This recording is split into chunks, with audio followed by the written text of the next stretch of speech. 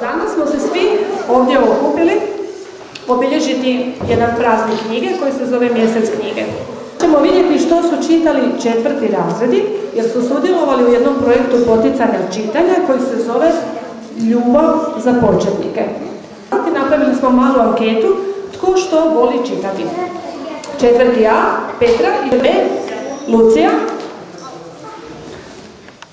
Napravili smo anketu i saznali smo da 7 učenika 4. razreda rado čita priče. 7 učenika čita romane, a 11 učenika čita pjesme. Isto smo tako pitali učenike 4. razreda, 4. B. 1 učenik voli priče, 9 učenika romane, a 11 učenika voli pjesme. Hvala, možete sjesti. Vidjeli smo da najveći broj učenika voli pjesme. Jel svi volite pjesme? Da! Čitati ili pjevati? Pjevati!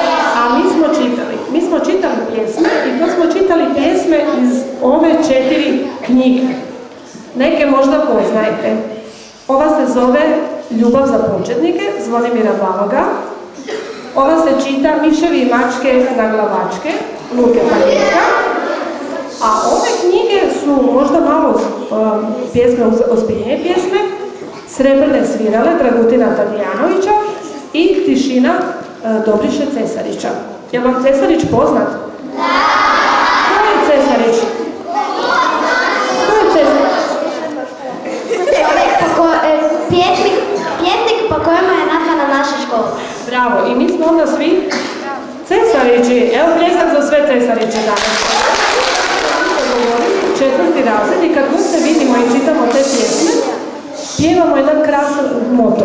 Simone, dođe nam ti pokaži. Ljubav. Ljubav za početnike. Ljubav za početnike. Ljubav za početnike. Ljubav za početnike. Hvala. I onda sam pitala 4. razrede, a koga mi to ili što volimo? Evo što volimo i što mislimo da je ljubav.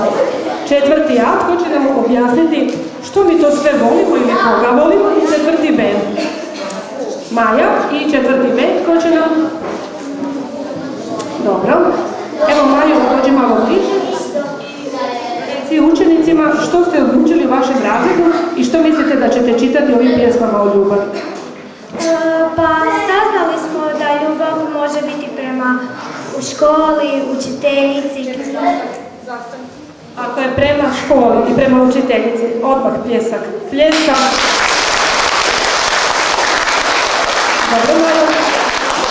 Dobro, odmah ste to prvo na popis stavili, školu i učiteljicu. I što ste još spomenuli? Pa prema knjigama i obitelji. Odlično, odlično, Majo. Bekani? Mi volimo braću i sestre, biljke, roditelje hoću u škole. Bravo, odlično, možeš sjesti na mjesto. Evo, to su nam bile nekakve početne smjernice što volimo. I predložila sam učenicima 4. razreda da pročitaju nešto o ljubavi i da vidimo što pjesnici misle o ljubavi. Započeli smo s knjigom Zvonimira Baloga koja se zove Ljubav za početnike i u jednoj pjesmi koja se zove Ljubav pročitala sam da bi ljubav trebala biti glavni školski predmet. Jel se slažete? Jesam, ako se slažete, dobro. Učenici 4. B i njihova učiteljica Maja uvježbali su ovu pjesmicu Ljubav, ali ju neće recitirati, nego su odlučili to pokazati koliko im se pjesmica sviđa na jedan svoj način. Izvolite, predstavite se. Bam, bam, ba, ba, bam, bam, ba, ba, bam, bam, ba, ba, bam, bam, ba, ba, bam, bam, ba, ba, bam, bam, ba, ba, bam, bam, ba, ba, bam, bam. Ljubav bi trebala u svim školama biti predmet glave, da svakim danom na rasporedu budu Romeo, Don Juan i junaci njima ravni. Kad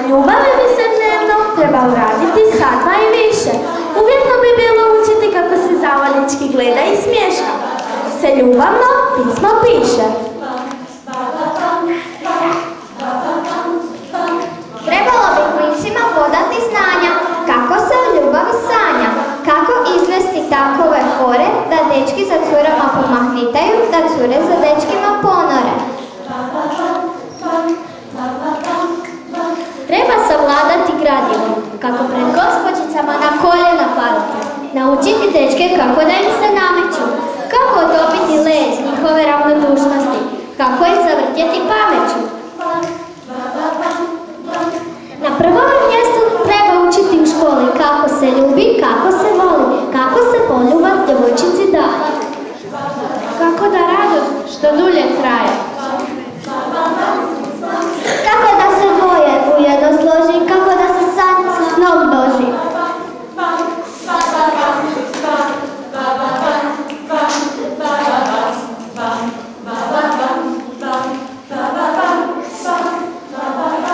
Kako da se dvoje ujedno složi, kako da san sa snom doži. O da, da to je ljubav. Kako da se dvoje ujedno složi, kako da se san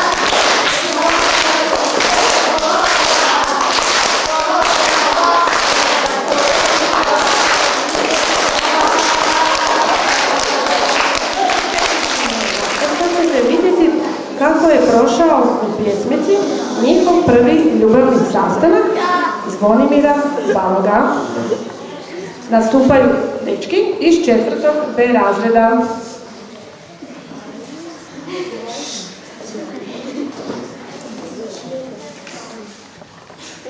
Dečki, znate kako je prošao moj prvi ljubavni sastanak? Našli smo se nasamo i premda je bio mrak, prenio se stajao minuta, kao pred pločom čaja. Dečki, znate kako je prošao moj prvi ljubavni sastanak? Mozak mi je bio zabetoniran, usta srasla, čutio sam se kao punjeni patak. Ne da nisam znao rješenje, pojma nisam imao ni kako glasi zadatak. Dečki, a znate kako je prošao moj ljubavni sastanak? Od toliko mnogih mogućnosti, nijednu nisam znao izvući. Umjesto da pitam koliko je sati, krenuli smo bez riječi kući. Sudjelovali u kvizu, nacionalnom kvizu za poticanje čitanja, svi učenici 4. razreda. Podigni tko je sve sudjelovao u kvizu 4. razreda. Dobro. Neka nam izađe Karlo Paunović, koji je od svih naših đaka izvučen digitalno kao predstavnik naše škole. Karlo, ti si izvučen kao predstavnik iz naše škole. Jesi li ti pisao kviz kao što pišete testove ili kako se to događalo? Pa nisam baš. Gdje si pisao taj kviz? Na kompjuteru. Kod kuće? Ne, u školi. Gdje u školi? U 4. A u učionici? Ne, u informatičkoj učionici. I koliko je tamo računala? Pa 24. Znači, pisali su prvo jedan pa drugi razred na računalu. Jesu li pitanja bila teška? Ne, nisu. Pa možda nekome, ali meni nisu baš. Kakva su bila pitanja? Od prilike, reci nam, sjećaš se? Ko je napisao miševi, mačke, naglavačke? Jesi li znao odgovor? Da, paljetak. Bravo. I tako smo pitanje po pitanje odgovarali i evo predstavnika naše škole. Bravo, Karlo, možeš li sjeti na mjesto? U tom kvizu koji smo radili u našoj školi, u mjesecu knjige sudjelovale su sve knjižnice i sva djeca iz Hrvatske, tako da je velika čast što smo sudjelovali i mi i što je Karlo naš predstavnik. Nažalost nije dobio glavnu nagradu u cijeloj Hrvatskoj, ali će dobiti nagradu u našoj školi. Evo, još jedan pljesak za sve koji su znali odgovore u kvizu. Bravo! Smo pjesmu Luke Paljetka, Umjetno disanje. Mislite li da umjetno disanje ima veze s ljubavlju? Sad ćemo vidjeti. 4. A, umjetno disanje Luko Paljetka. Učenici 4. razreda izvešće igrokaz Luke Paljetka Umjetno disanje. Uživajte! Jedna je mačka jednu bananu kupila sebi u dućanu kad je htjela liznuti. Kad je htjela griznuti. Griz. Kad je pobacala koren. Može li biti gore? Srela je jednog miša. Taj miš je mirno šetao. Taj miš je glavom klimao. On pojma nije imao da je toj mački smetao. Jer ima svakog svijeta. Ko zna ko kome smeta. Mački je svječica sjevnula, mački je svječica bjesnula, samo je malo zjevnula, samo se malo podbočila, a onda uzela za. Na miša kad je skočila i kad se na njega okomila, na koju tad je tresnula, na koju tad je ljosnula i tako se polomila, kao da uči balet. Ta stvar je miša kosnula i on je bio blokiran. I on je bio šokiran. Odmah je počeo kužiti da pomoć treba joj pružiti, da nije vrijeme za brisanje jer je stvar bila gusta. Mišta je bio osjetljiv, mišta je bio dosjetljiv. Razmišljao je malo i na umu je palo da da joj umjetno disanje, propisano usta na usta.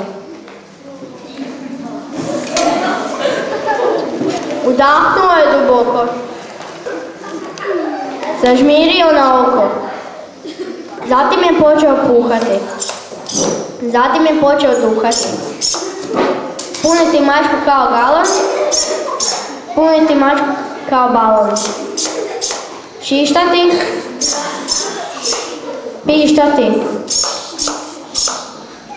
dihati, puniti mačku kao gumu i stalno bjaše mu na umu.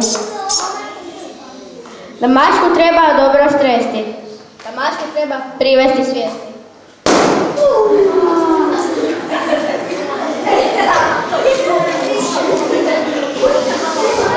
Miš znojio se cijelo vrijeme i ovlažilo mu se tjeme.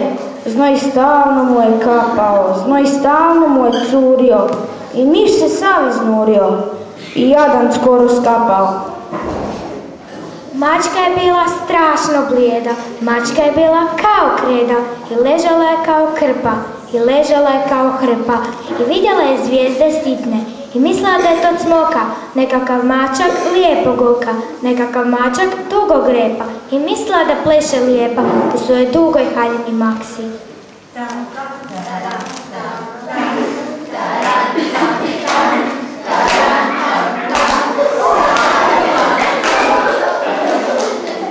Miš je baš htio dozvati taksi i mačku povesti do hitne.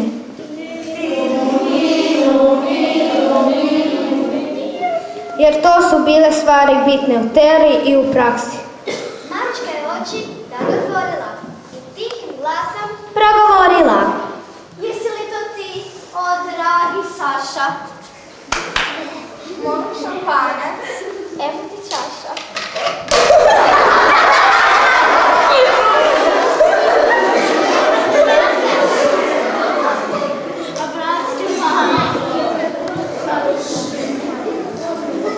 Gospođo mačko, very well, ja nisam Saša, ja sam Michelle. Mačka je rekla. Michelle, krasno, ljubili ste me efikasno. U prijateljstvu ćemo biti ja i vi, odnosno ja i ti, do daljnjeg ako želiš. To jest, ako želite. Što dakle na to veliš?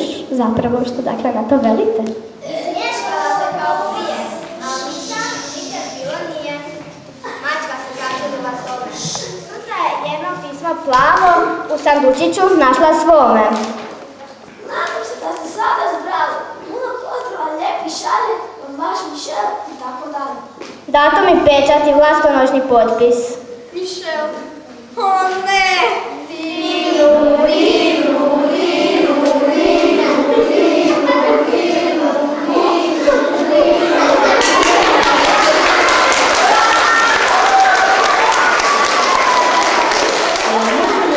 Pokazati i otpjevati pjesmu Ljubav koju je uglazbila naša učiteljica Marina Hojsak. Otpjevat će je učenici 4. A i 4. B. Pjesma se zove Ljubav, napisao ju je Dobriša Cesarić.